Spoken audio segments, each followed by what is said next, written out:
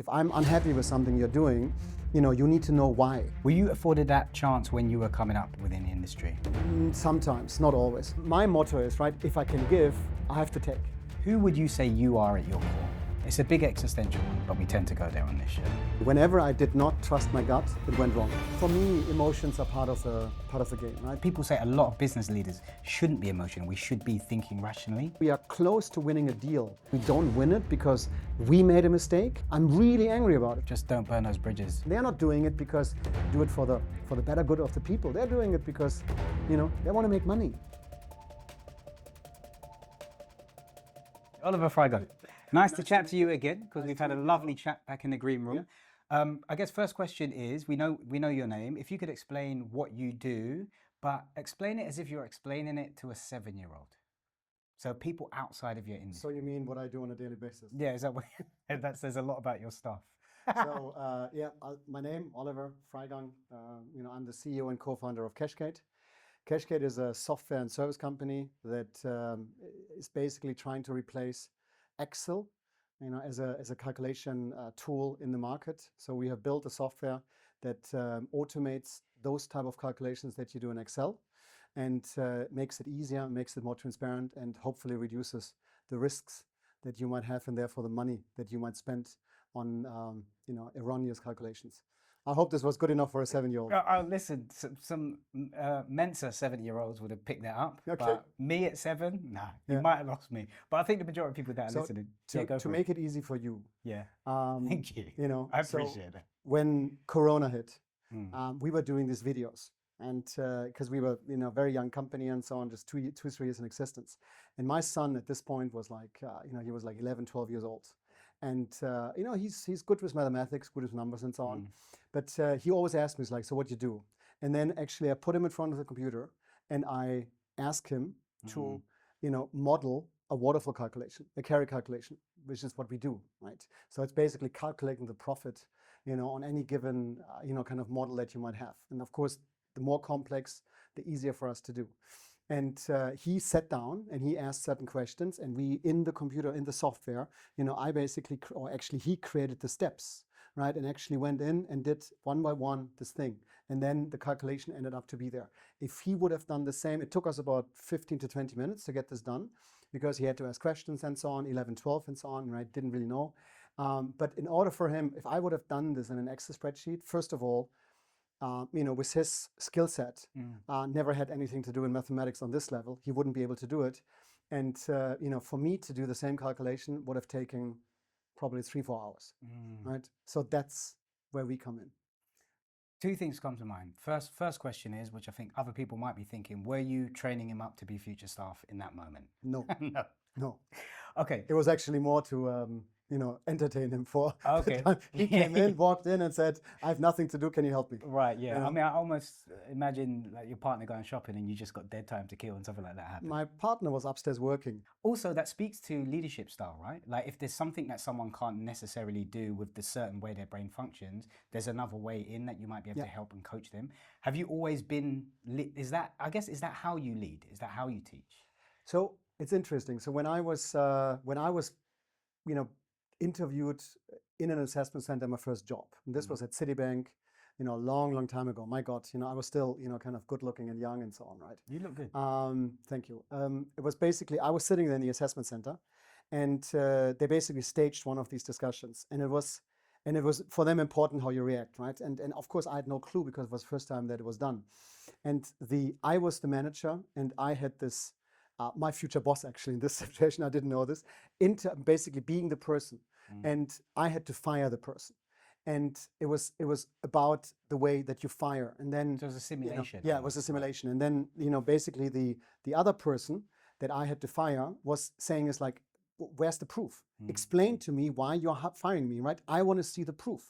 And the whole point was that I said, look, we have evidence that you did this and this and this and this, and have it here, right? And he said, I want to see this. And apparently, in the other interviews with the other candidates, everybody said, no, I'm not going to show it to you. This is the process it is, accept it as it is, and you're gone. And I was the only one who actually went in, and I was very hesitant to do this. I was like questioning myself, should I have a discussion, actually show the documents to the individual. Do I do anything right or wrong legally? And I was very, very, I was not very, secure about it, right? I was like, my God. But I felt, right, instinctively that if I would be in his position, I would like to see, what the evidence is. And that's when I said, you know what? Initially I said, no, I can't show it. And then I said, look, actually, let's come down and let me show you what the evidence is. And this is, I think, one of those things that changed my leadership, because I realized that, again, if I want to be treated like this, I want to see what's on the table, right? And it doesn't matter if it's because you're getting rid of a person or you actually discuss something. And that's my management style. I like to openly discuss with you what's basically, if I'm unhappy with something you're doing, you need to know why, not just I'm unhappy. It doesn't help you. You need to improve. I need to give you a chance to actually, kind of do better. Yeah. Were you afforded that chance when you were coming up within the industry, or even as a young person? Sometimes, not always, right? I think there's various management styles. You call the old school management style, which is basically you don't discuss. This is it is. You basically follow rules and that's it. Yeah. Dictatorship, exactly. Unfortunately, this is still around. Then there is the laissez-faire management style, where I think, we have a lot of people in leadership positions who don't know how to lead. Before we came on, we were having a chat and we were talking about humor, and we were actually quite laughing a lot, actually. Yeah. Like you mentioned how important humor is, just generally in life, now that we're navigating such uncertainty. How important is humor in a leadership position, especially now as we are navigating such uncertainty? Do you tap into it regularly? Do you mean to? Does it just come out? Constantly. I mean, there's, again, if I'm the type of person who normally tries to provoke fun, right? So I'm the one who's basically coming at you. If I like you, then more, right? The more I like you, the more fun I make of you, right? And you can do the same with me, right? But I'm like constantly teasing a bit, right? Never below the belt, right? But in a way. And then sometimes, you go a bit further than maybe others, right? And we have a very open communication, at work, at my place, but it's constantly. I mean, by the way, they give me the same, right? So it's not like that I'm the one who's like, I mean, my motto is, right, if I can give, I have to take. You can't just sit there and say, I'm slashing out, I'm hitting out on you, but then you are basically, kind of crying when somebody else does it to you. No, I mean, this is it. But you have to distinguish. I mean, first of all, there are jokes you can't do. But then there are other people who basically cannot take the jokes. And with those, also in my case, I don't make jokes. I'm very businesslike. Right. And I don't joke, right? Because it's, you don't want to do this, then we are professional. And then we are very professional. Right? Which doesn't mean that in the conversation, I'm not joking with you, but I might joke to the other five people. Yeah. But you intuitively know where someone might be in terms of how they relate and communicate, right? All right, I've got another question delving into you as a character, right? If we were to strip your title and what you do, who would you say you are at your core? It's a big existential one, but we tend to go there on this show.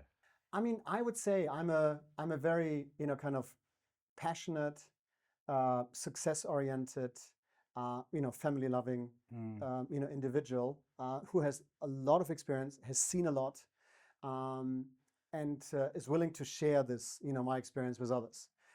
I would describe myself as actually being a generally nice individual. I'm also someone who's very, passionate, so very impulsive. So you can get my blood boiling quite quickly, but I come down as quick. So I'm like, which can be a bit erratic for people who don't know me. Would you describe yourself as quite emotional? Yeah, I think in some ways I am. Yeah. And how was that played out as a business leader? The reason I ask that question is because people say a lot of business leaders shouldn't be emotional. We should be thinking rationally. But I think as human beings, we are emotional. And people like yourself, from what I'm getting from you, you almost lead with that energy. So how was that I agree with you. I think that's a good observation. For me, emotions are part of the game, right? When you play sports, right? I mean, the question is, why do you want to play sports, right? I mean, I know that, look, there are certain sports. If I play football with you or tennis, right? I don't do it in order to win. I do it in order to enjoy, right? And I just want to hit a couple of balls. But then I'm as passionate, meaning my level of passion is very low. I'm just doing this because I want to sweat a bit, right? But I will not run after the ball.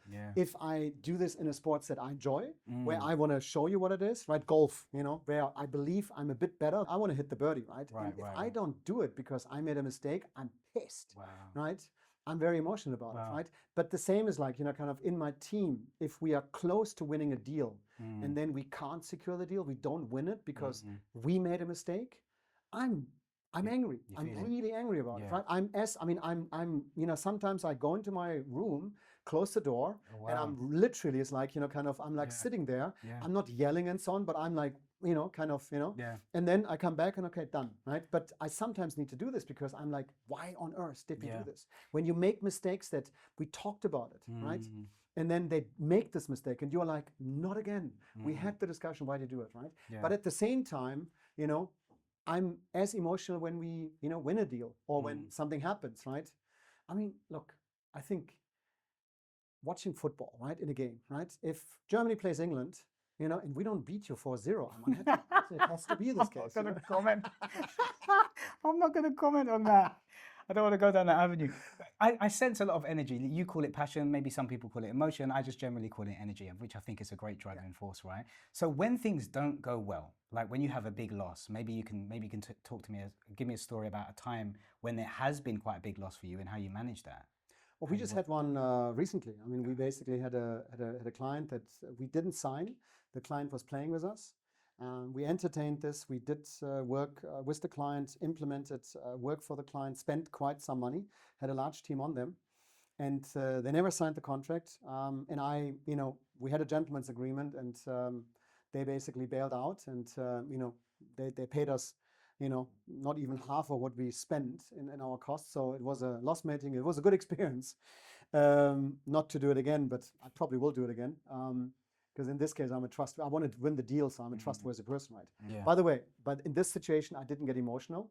I got emotional when they informed us in the sense that, it hurt me. But of course, I acted very professional. I said, look, I understand. I disagree. And they made one other little accusation in this thing where they talked about our software. And I said, no, I'm sorry. This I don't accept, right? So we have to, this you have to take back because that is wrong, right? Because that was incorrect. But the rest is like, it's your choice. If you don't want to do business with us, we don't want to do business, right? So I always believe that you have to walk away in a professional and friendly manner in these situations. By the way, same in private life, right? When you go to a bar and you get to an argument, right? The worst you can do is actually start fighting with the person, right? I mean, how stupid is that, right? Just buy the other person a drink, walk out of the bar, enjoy yourself, have a big smile. That's it, right? Even if you get emotional, right? As long as the person hasn't done anything against your family, for example, insulted anyone, walk away. Because whatever you do will have more consequences in life than you can believe in the situation. Yeah, right? Just don't burn those bridges, basically. It's nonsense, right? For what, right? For the people that struggle with that, because I imagine there's a lot of people that are challenged by that, right? Whether it's in their personal life or whether in their business life, something's gone wrong, a deal's gone bad or whatnot, and they hold some sort of animosity. Is there any tips that you can give us or the people that are watching and listening on how they might be able to manage that relationship or approach that conversation? The way that I always act is like, look, as I said, I'm an emotional person, right? So, if I, don't win the deal or somebody tells me that we are ending our relationship, it is something that I dislike, right? That's a loss, right? And I hate it. But at the same time, I always believe that, first of all, there's always a second chance, right? In business, just because walk away, you can always, I can come back and then I just charge you double. And I get my way back. That's usually my answer. So I'm sitting there. And then the way that is actually literally is like, I, basically try to calm myself down. Breathe in, breathe out, and just, kind of take your few seconds of moments, kind of try to put yourself down and then, go there, right? And I mean, this is something, by the way, I learned. I wasn't like this when I was in my 20s, right? So definitely with age. Not that we're going to delve into childhood, but I'm curious, when you were growing up, this passion, this energy that you have, almost competition that you have, that you bring into work life, have you had that personally throughout your entire life? Has that always been a part of your character? I mean, first of all, I always did competitive sports. It was always individual. I never did a team sport, interestingly, right? Not because I didn't want to, but it was always like, a team, you have to rely on the team, you have to be depending on someone, right? So the concept about a team for me when I was younger was like, no, I want to be in charge, right? I want to be the guy who's basically, controlling it, right?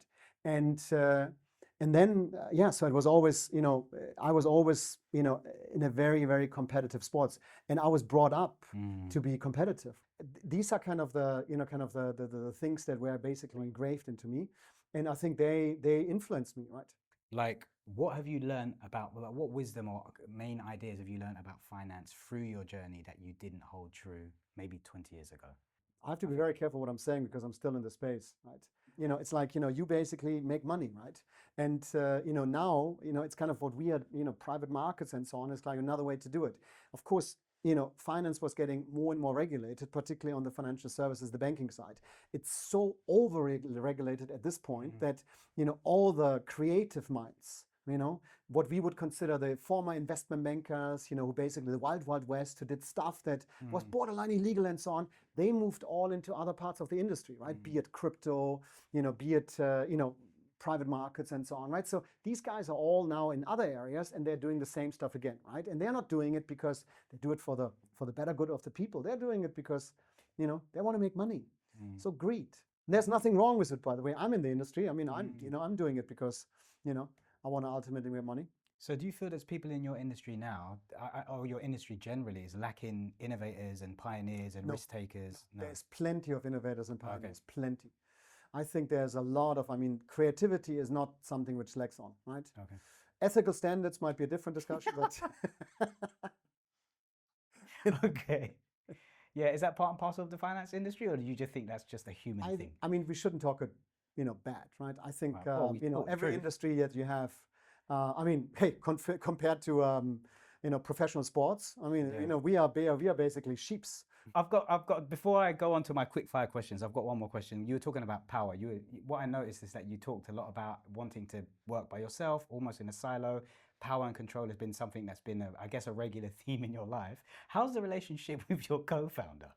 Like, do you guys get along? Is he behind you? Are you? No. How does that dynamic work out? First of all, we knew each other for, a bit more than a year when we started the company, which is very small, and it was an experiment. So we had an idea, and I had, I basically provided the funding, and he basically provided the technical knowledge, and this is how we founded the company, and then kind of we stick to it. One of the things that was for me unique, I never worked together in an environment with in such a scenario, was he is a very technical person. He's a as I said, borderline genius, people would say, right? He knows what he's doing. He wrote the requirements for our software, and kind of understood and even understands what it is. And that was what he liked to do. So he liked to build the product and liked to build a team around it. I was the one who was, I'm good in selling, I'm good in keeping the company together, run the company. And for him, this was like, do it. Both of us can step in each other's world and can assist, but he likes what he's doing and I like what I'm doing, and he respects me as much as I respect him for this. And I don't want to do what he does and he doesn't want to do what I do. So it's a clear, of course there's an overlap, but in general, it's a clear, kind of division of labor, and that works very well. And that's why we are actually a very, very good team. Just before you go, we've got a game, it's called This or That. I'm just going to hit you very quickly with two options. Don't overthink it, kill your sensor, and just give me the answer that most resonates with you. Yeah. And we're going to move fast. Yeah? You ready? Okay. Risk or reward? Reward. Cash flow or compound growth? Not cash flow. Bull market or bear resilience? Bull. Early bird or late closer? Early bird. Instinct or data? Instinct. Diversity or double down? This was difficult, by the way. Yeah, I would say it's a niggle. You took a breath on that. Yeah. And you went with instinct. Yeah, because at the end of the day, when it comes down to, it's the thing is like, brain or gut. Whenever I did not trust my gut, it went wrong. So that's my instinct. Old money wisdom or new money hustle? Ooh. Good question. Yeah. Thanks, chat. The middle. Okay, not legal, but I would say alt. Okay, play to win or play not to lose? Oh, play to win. Yeah, the second one's so British. Boardroom or backroom? Boardroom. Legacy or liquidity? Liquidity. London or Dubai? London. Thank you. Equity or influence? Equity. Soft skills or sharp suits? soft skills. Finally, work smart or work forever? Phew. Both. You're going to work forever smartly. Yeah. You're just never, you've got so much energy. It's, as I said, give you the, it's not a one sentence answer. I will never, ever not work. And by the way, my wife would hate me not to work. Yeah. Your energy in the house. And by the way, she probably would never, ever not work as well, right? So I think you have to, that's why work smart, right? I think it's very important that you work smart because, if you just work, and it worked until the end. So probably your answer, thinking about it, work smart is the, that's a beautiful answer, redefined, live in the moment, we worked it out. I think that, you need to engage yourself. And I'm not talking about go on the golf course at a couple of golf courses. I'm talking about the brain, intellectually. So have good conversations with people and so on, right? Yeah, if you don't use it, you lose it, right? Don't just sit on social media and watch Instagram or TikTok or whatever. Unless it's this video, of course. Unless it is this video and this one you have to watch at least 20 times. But the rest is social media is actually, it's bad influence. Right? On that note, Oliver, it's been an absolute pleasure. It was a pleasure. Thank you. Thank you.